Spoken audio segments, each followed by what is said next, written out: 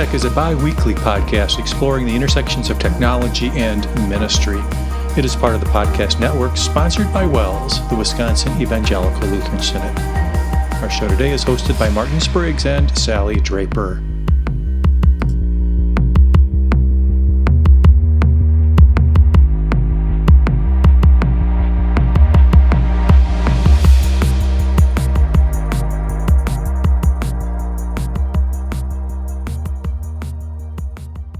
Welcome back to WELSTech, everybody. This is episode 713. That's 713, and we're recording on November 30th. That's a Thursday in the year 2023.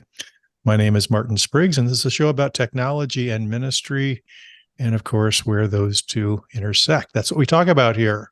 And to have that conversation, we need more than just little old me. So we've got a few more people to have a conversation about technology and ministry. And one of those people, familiar face, Sally Draper. Hello, Sally.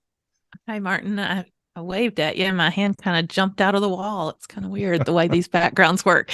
Happy to be joining you this morning. It's a sunny day in North Mankato, Minnesota at the Technology Crossroads.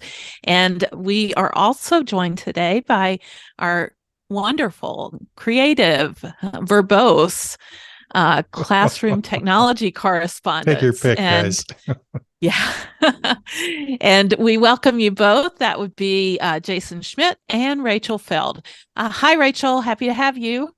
Hey, happy to be here. Jason, I will take wonderful if you want to take the creative and verbose. Verbose, yeah, I'm thinking.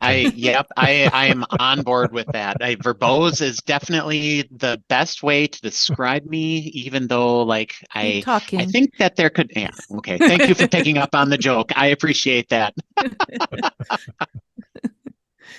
Here we are, almost is December. That a Strength Finders thing, verbose? Oh, maybe so. I'll go back and I'll look at my profile. I'm sure it's in there somewhere. Like it. Yeah, yes. It's in there somewhere. Loquacious, something like that. Yes. Yeah, maybe it fits under woo. I'm not sure. Very good. Good to have both of you. Thanks for being here.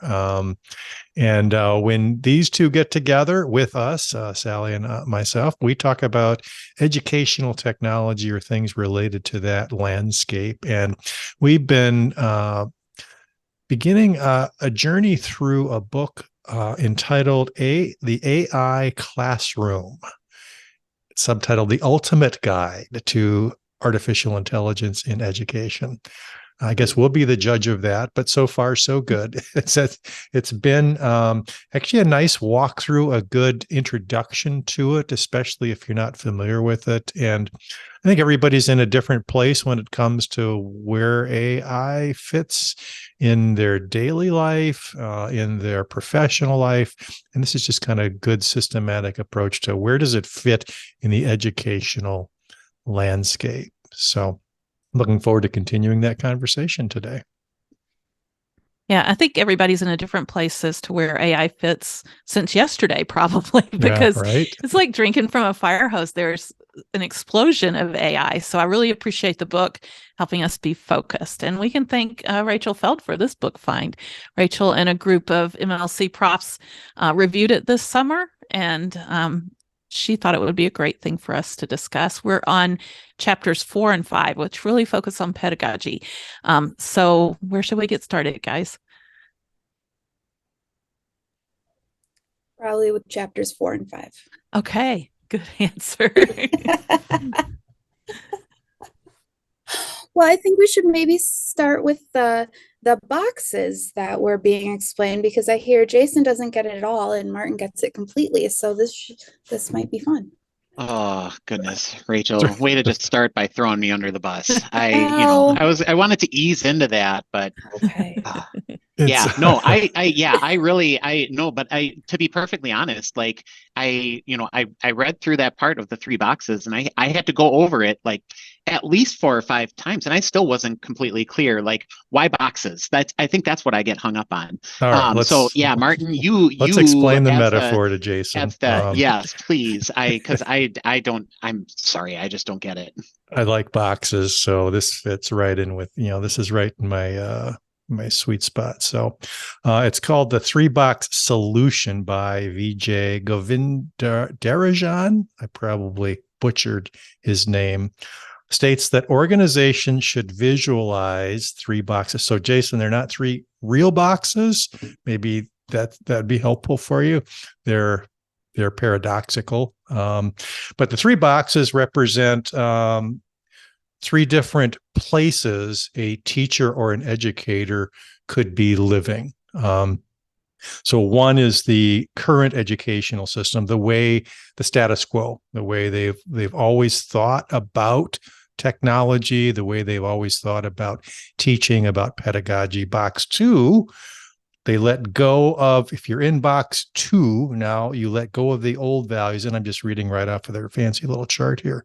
They let go of the old values and practices that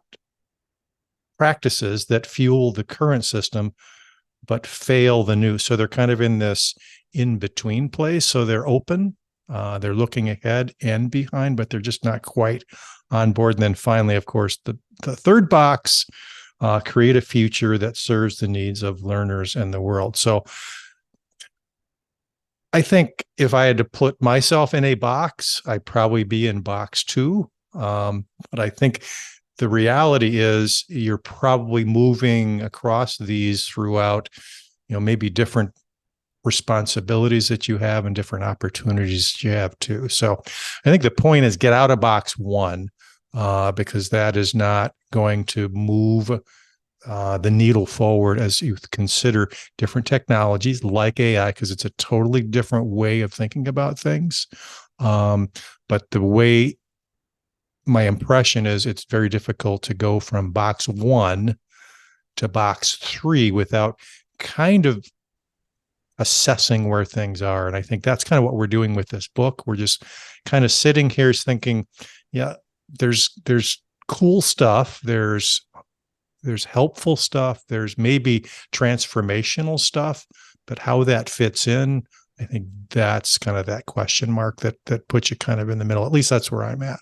So okay. I don't know if that's helpful, but that's kind of the way I think of these. That helps me, Martin, but I still, so I think maybe where my problem comes in is like, not necessarily like, I think the box metaphor really falls short for me. Like on the one hand, like I get where we're coming from, where the author's coming from. Like, we have to, like we have the current state, we use a protocol like current state to ideal state, right? So like our ideal state is like, this is the way things are. And we've got, all of these different tools available, and, we've got to tear it down and then build it back up again. Right. But like, the reality of the situation is like, if we were to do that, we'd have absolute chaos. And like, it just like, we can't, it's just not possible for us to tear the whole thing down and then rebuild it in a new image, right? So, like I struggle with that metaphor of like, you're in this box, but then you're in this box, but then you're in this box. And really, like, the reality of it is like, we're moving back and forth between all of those different boxes based on the things that we're working on at that time, right? Yep. So, like, yeah, we do have to rethink some things, and we do have to figure out some of these like strategies that go along with these new tools. But at the same time, like, there are a lot of things in our current system that actually work really well. That you don't want to throw the baby out with the bathwater, kind of a thing. I think that's probably where I'm struggling. Yeah. That, and like, I don't think inside the box, so like I get in there and I'm just stuck. So you are an outside the box person. So yes, right, boxes are bad. That is on my strengths finder, right. Martin. Yes. Boxes are bad. What struck me about the whole thing, I think, is that everything is on this continuum. And right now it's AI that we're focused on, but there's going to be something else that comes up beyond AI that's going to take us away from getting all the way to box 3 with AI or whatever. They had, towards the end of the chapter, a list of 8 daily questions of an AI educator, starting with, can AI create this for me, all the way through, am I using AI in a way that it promotes collaboration, critical thinking, and problem solving skills among my students? That's a huge continuum. Mm-hmm. And I think what we can see is that there's a continuum here that we're going to progress as we learn more and know more about AI. And we want to go forward, obviously, and we want our students to have those skills to get them where they need to be in the workforce when they get there. And there's going to be new things at that point. It's just always that way. I think it's a mindset, rather than a box. Maybe think of it as, a state of mind, a way that you're thinking about things. And the way box one was described, and that's kind of made it clearer to me, is that, if you're at that point where you've got that mindset, you're just kind of tweaking, optimizing the current system. And when you're thinking about, I think the point of the book is, when you think about AI, it's very difficult to kind of grasp what it can do and what its place might be for your students, especially in an AI world. If you're just trying to work within the current, the current mindset, that optimizing mentality. I was watching a podcast the other day. We'll let Rachel chime in here too, but let me just make one more point. I was watching a podcast about developers. And the point they were trying to make related to AI is that AI is not going to take the place of a developer, but a developer will be challenged to live in a world where they're not using it as part and parcel to their work.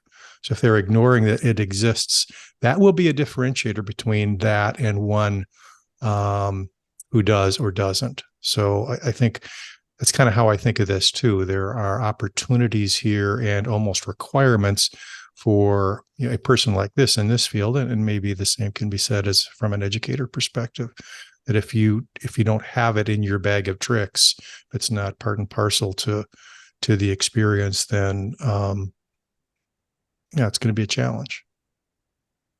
Rachel, what do you think?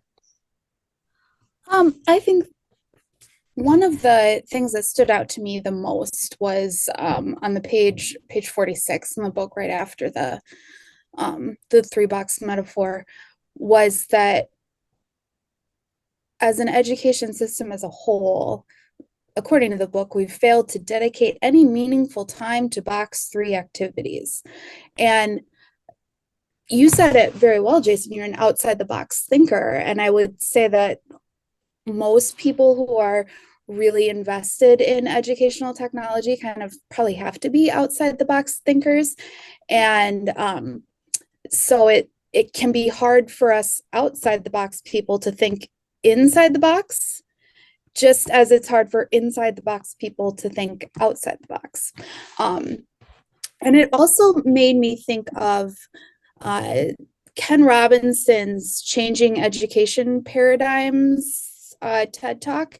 If you haven't, we should link to that in the show. That's actually really funny. That's part of my pick. So yeah, carry on. Okay. Keep going. So I'll let you talk. Rachel. Thanks for reviewing the notes. I didn't look at them at all. I'm a terrible person. But our education system was built a long time ago for a very different society, a very different world. And as kind of, you're right that it would be mass chaos if we throw everything out and try and start again. That's not, and we can't do that. But if we don't think about doing it, we'll just keep getting stuck. Yeah, it's kind of like the definition of insanity, right? If you want different results, it's doing the same thing over and over and expecting different results, right? I don't contest the fact that we need to do things differently, but I think there needs to be, we can't just throw caution to the wind either. We really got to be thoughtful and intentional about those changes that we're making and what's going to be the most impactful. And AI is definitely one of those tools. But we really need to be thoughtful about the way that we proceed with things. And I think, these kinds of conversations are exactly the way that we do that, right? We got to talk through the implications, or like, the 8 questions that Sally shared just a little bit ago.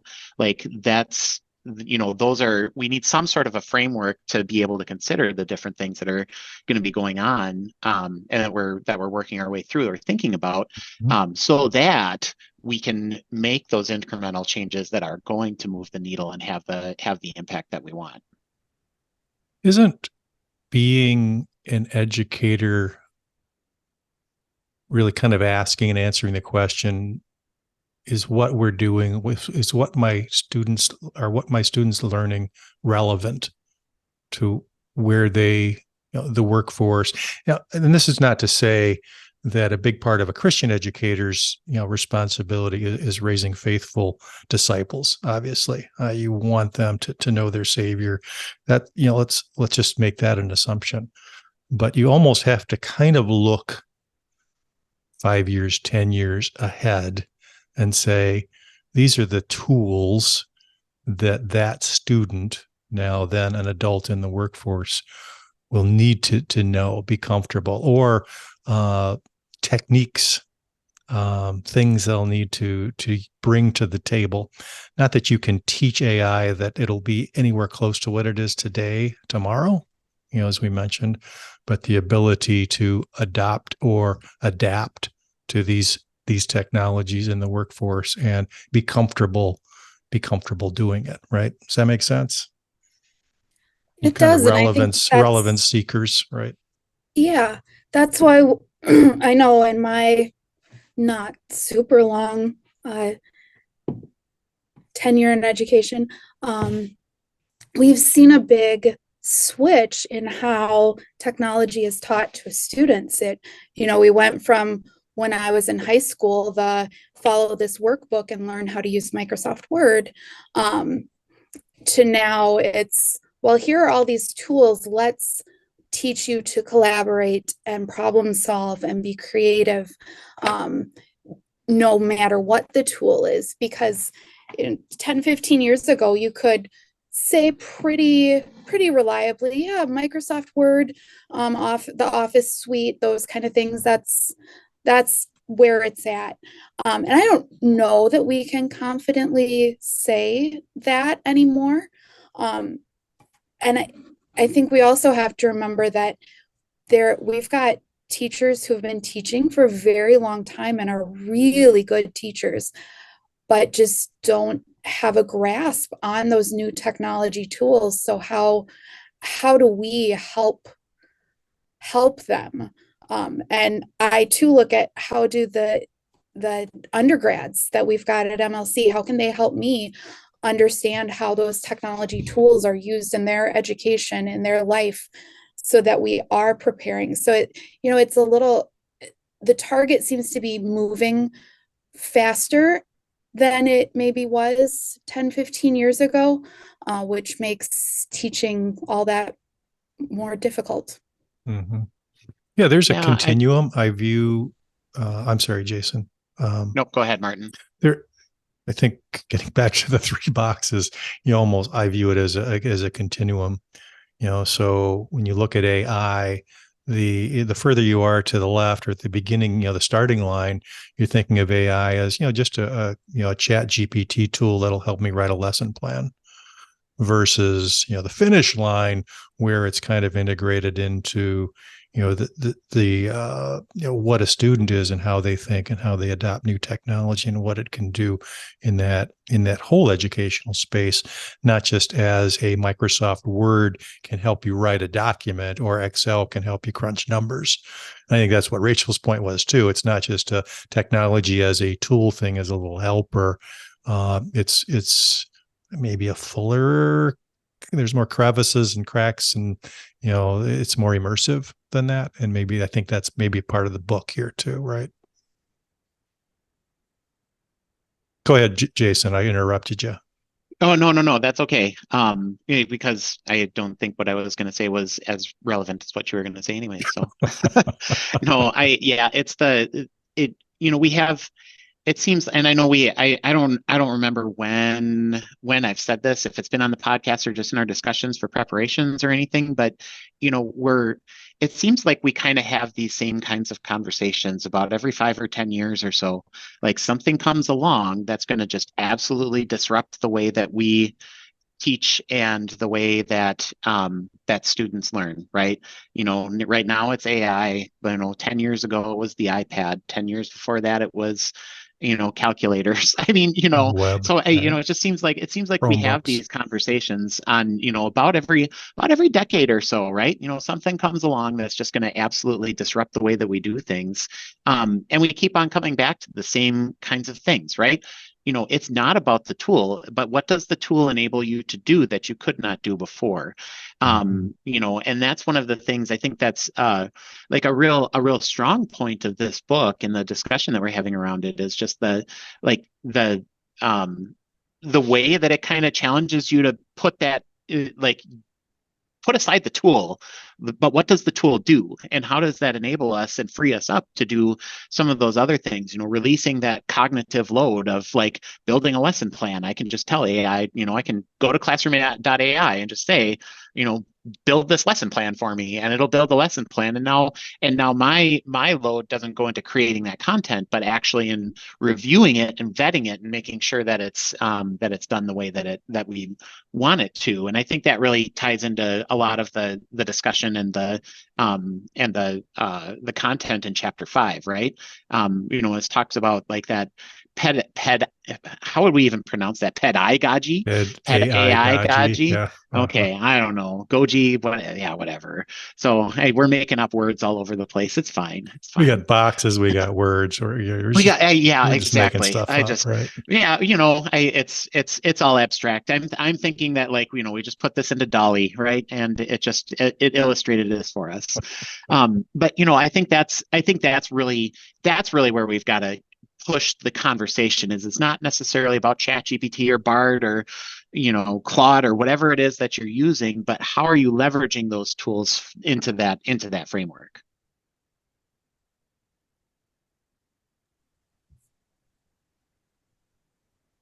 Enough said. That was an opening for somebody else because I felt like I was talking a lot. I think it was Sally, you've been unusually quiet. You got to make sense of this for us. Good luck with that. I personally thought the best part of the chapter was not the boxes. It was at the end of the chapter where there was a spotlight on a guy named Nicholas Cole, who's an author. I like that too.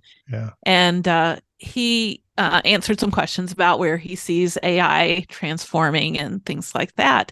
And I thought he was pretty insightful. And I do think it kind of ties together what you guys are talking about, because what I got from it was that we need to teach our students skills so that they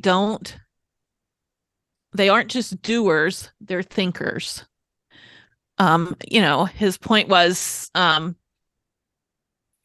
we're not competing against other humans or technology, but you're achieving your highest role as a human being to create with your mind. That was how he described the think part.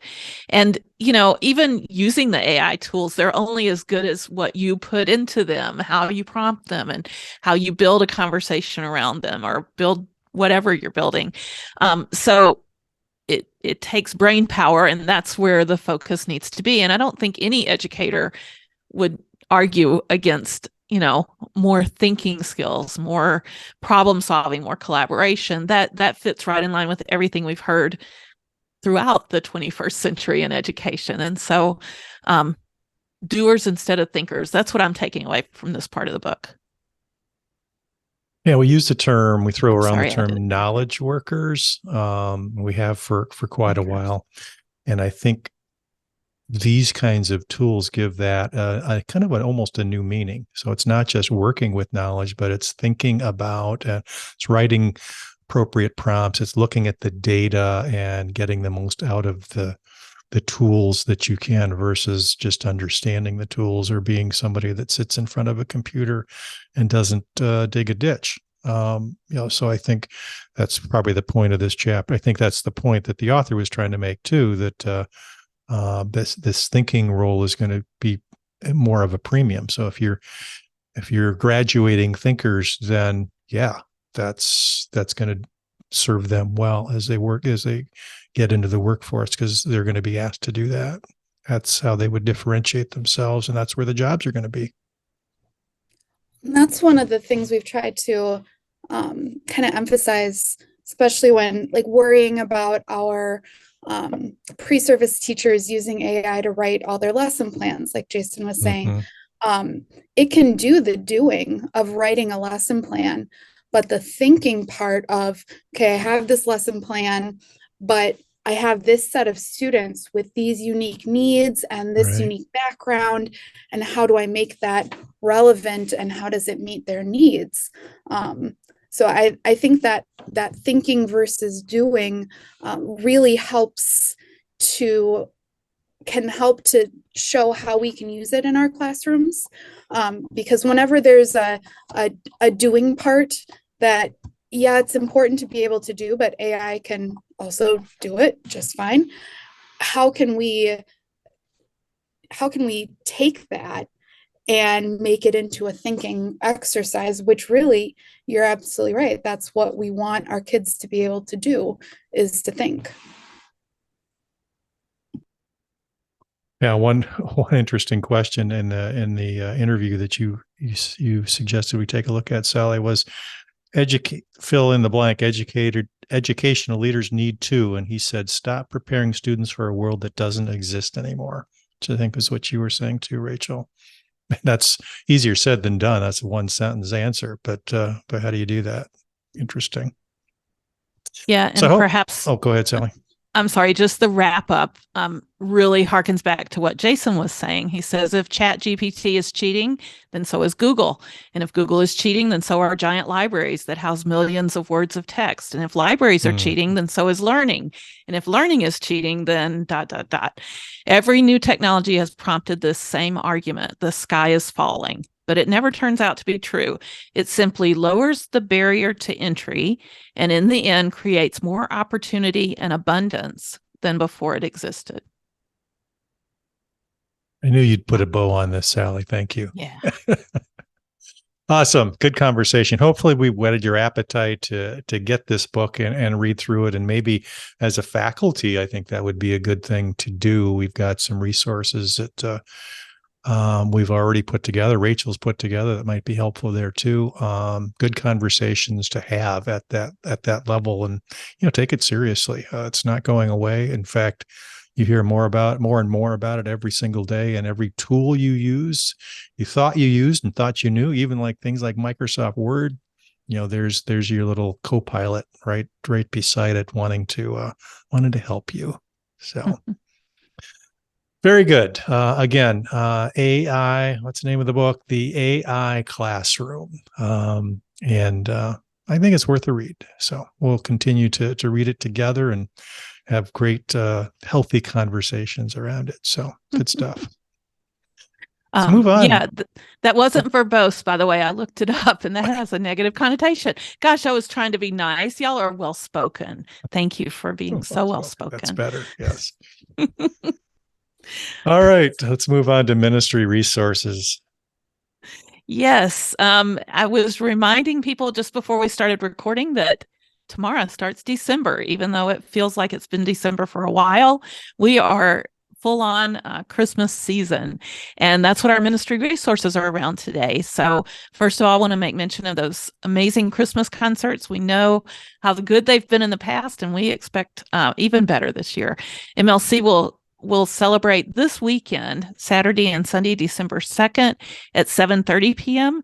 and December 3rd at 4 p.m. So if you're able to join them in the Chapel of the Christ, then you're in for a wonderful treat. And if you can't be there in person, they're streaming it live, both concerts. So we'll have links to that in the show notes. Wisconsin Lutheran Seminary's concerts are next weekend, December 10th, both on Sunday, December 10th, one at 3 p.m. and one at 7 p.m. And I believe only the 3 p.m. service will be live streamed. And again, we'll have links to that in the show notes. But even more exciting than Christmas concerts are Christmas Advent wreaths, believe it or not. And that's because this year, our friends at Forward in Christ have done something really special to help you in your home Advent wreath devotionals, or maybe they're school devotionals, or however you want to use them. There's a page dedicated to it on the Forward in Christ website, forwardinChrist.net/Advent-2023. We'll have that link in the show notes. And there you're going to find an automated Advent candle with the 4 weeks of Advent, representing hope, love, joy, and peace. And finally, the Christmas candle, the Christ candle, all having these storybooks behind them. So you can go into an interactive devotional for each week of Advent. And within it, there are, a devotion, a Bible reading, a prayer, and a hymn. And they actually partnered with Martin Luther College, and the hymn on the back is embedded as a video with one of the MLC choirs singing it. And if you don't want to read all this happiness and watch the video, there's a place at the top of the devotion, which I'm struggling to scroll up, but I can do it. I know I can, where you can listen to the whole thing, where it's all been recorded for you and you can listen right there. So wonderful tool to facilitate our family devotions. And if my walkthrough for you wasn't the greatest, you can watch this week's Together Forward in Christ magazine focus on the Advent devotions and see a really great explanation and walkthrough of all the fun that you can enjoy there and all the great content they prepared for you. So hats off to our communication services area, and especially to our dear WELS webmaster, Julie Duran, who put a lot of work into this. So cool. Love it. Love it. Love it. Yeah. All right. That's our ministry resource segment. Now on to picks of the week. Rachel, did you bring something to the table today? I did. It's almost time for one of my honestly favorite events of the year, which is the digital summit from Ditch That Textbook, which is the Ditch Summit. It is free and really, really well done. So Ditch That Textbook started as a blog, and it's a textbook, and it's Matt Miller. And honestly, he's one of my favorite blogs that I read. Excuse me. And every December for the past couple of years, they have put together a free, kind of like a teacher's conference, but from your couch.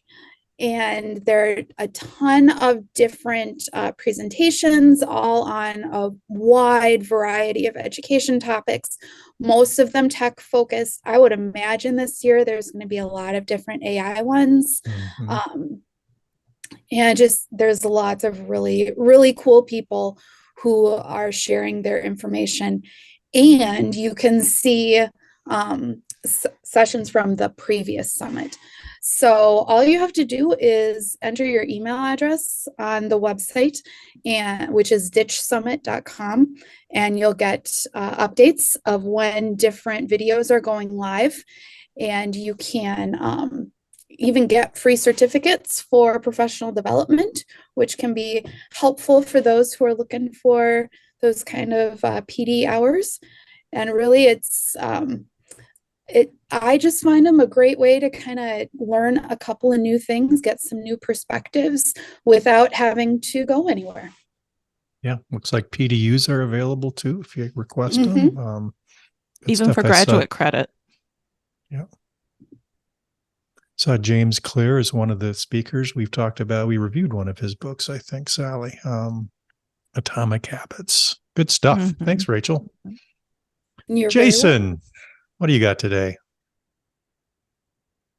Well, my thunder was stolen just a little bit. I won't mention any names or anything like that, but so I guess you get a twofer with this one. So Google has their AI tool is Bard, and just recently they released the ability to summarize YouTube videos. Now that's something that's been out there for a while. What I like about Google's version of it is all I have to do is say that it's a YouTube video, give them, if I know the publisher, I can do that. And then I give them the name of it. And then it'll do the summary for me. But what you also notice is that it pulls in multiple copies of that same video. So if I needed to, or if I wanted to review it in different ways, I could do that. Or I can just read through the text summary, and that kind of gives me a good idea of what's going on with that as well. And then the other part with Bard is that it gives you multiple versions of it. So I usually don't just look at the first draft, I look at the second and the third draft and kind of compare those together.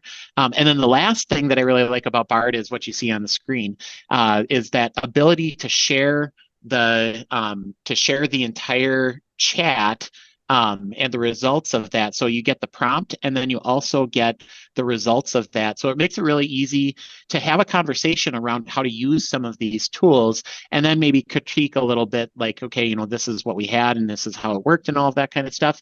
And then you see the blue button at the bottom to continue this chat. So if I wanted to take it from there, then I could do that. So this is a really great way with Bard.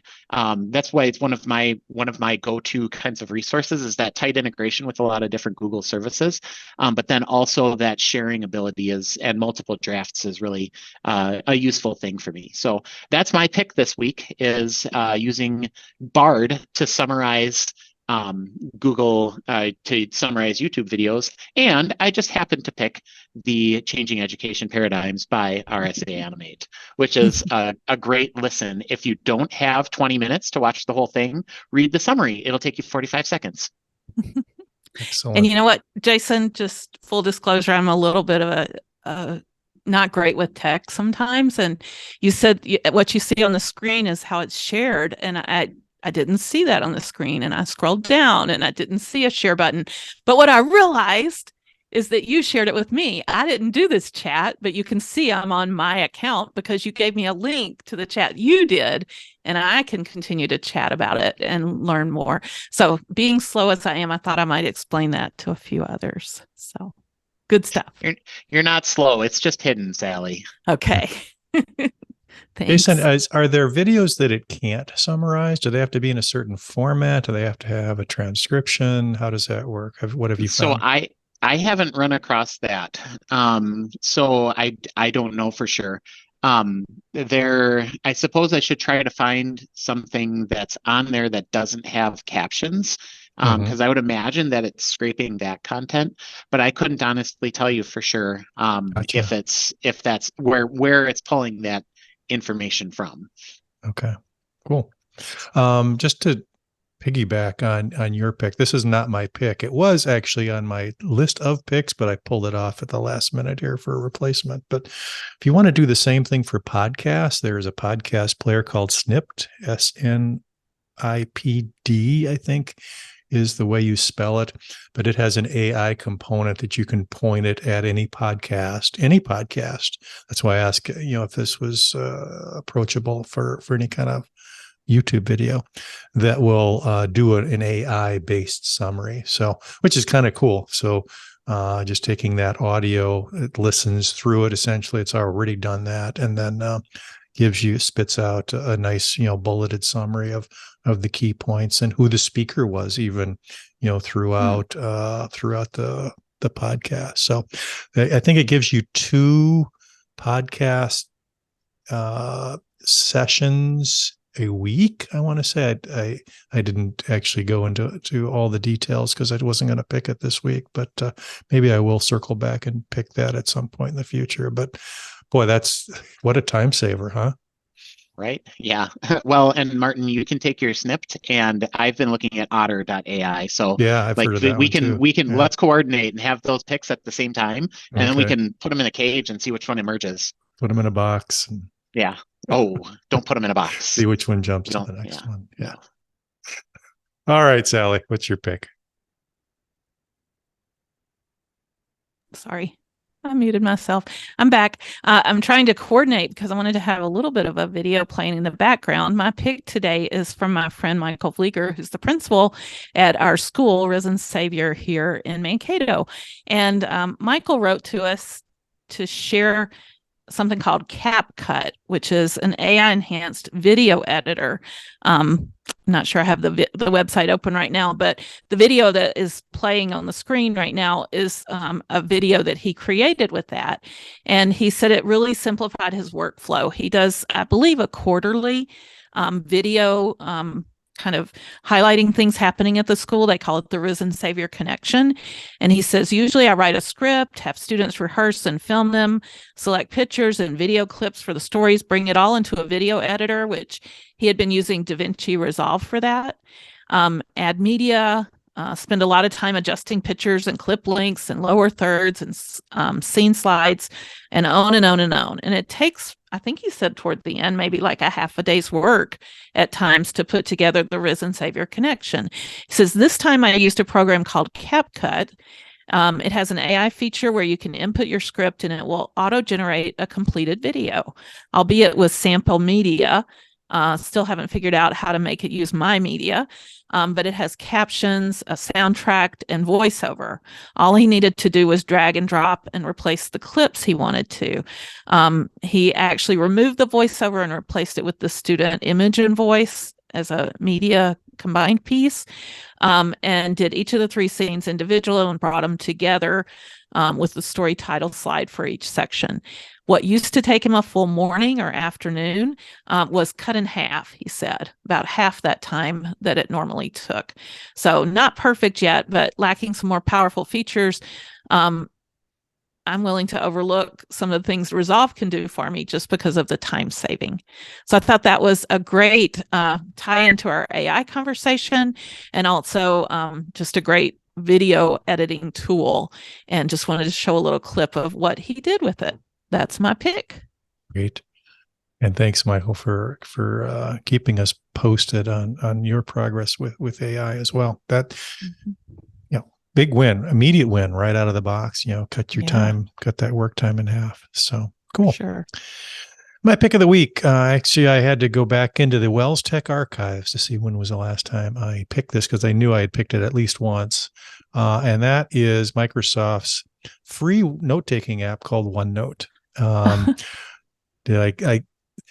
threw you a curve, Sally. I wonder if this didn't sink on me. That was a previous pick. Forget what I was sharing on the screen. That means nothing. Yeah, that might be a future pick.